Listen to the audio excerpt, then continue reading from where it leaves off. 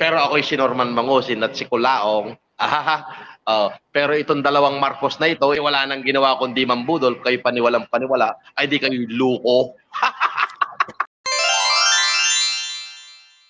Ngayon malapit pa rin wala pang naipamigay. Pero ako na tinatawag nilang Kulaong at Mangusin, halos buong Pilipinas nung nag-pandemic, napadalang ko ng tigli 5 toneladang bigas ang mga bayan sa Pilipinas. Ay saksi ho ang marami dyan. Lahat po ng institusyon binigyan natin. Ang Caritas, ang Red Cross, ang BGMP, ang Bucor, bukod pa ho yung mga bayan. Bayan ng Taytay, bayan ng Montalban, bayan ng Alabang, ay Pampanga, maraming bayan sa Pampanga, sa Maypaysiha, sa Cagayan, sa Isabela, sa Tarlac, ay marami ho. Hanggang Zamboanga, Sibugay, nakarating ang tulong natin hanggang Cebu, hanggang Romblon, hanggang kay sa Bicol, kay Mami Elizabeth Propesa, at napakarami pa ho. Pero ako'y si Norman Mangusin at si Kulaong. Pero itong dalawang Marcos na ito, itong Yulin at saka Tiburcio, ay wala nang ginawa kundi mambudol, kayo paniwalang paniwala, ay di kayo luko.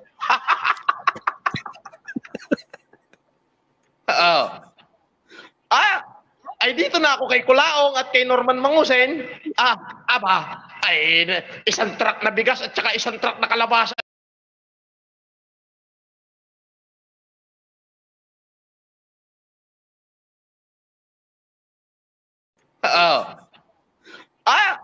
Ay dito na ako kay Kulaong at kay Norman Mangusin.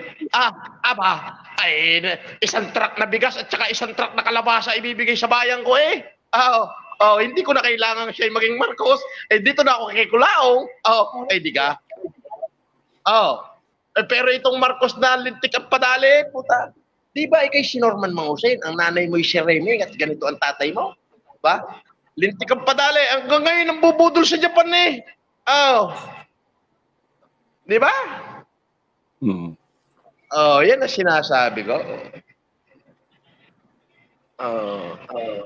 Hindi na kumita yan.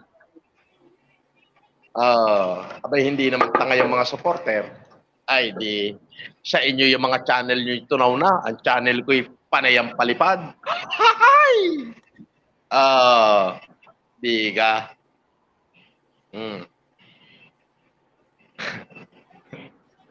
Siyam, kasolid, mga basher, ano na, masakit sa bangus nyo. Ay, tunay. Pero alam mo, ay, nasasaktan sila pagka ganito nagbibiro ako. Ay, masakit ho talaga.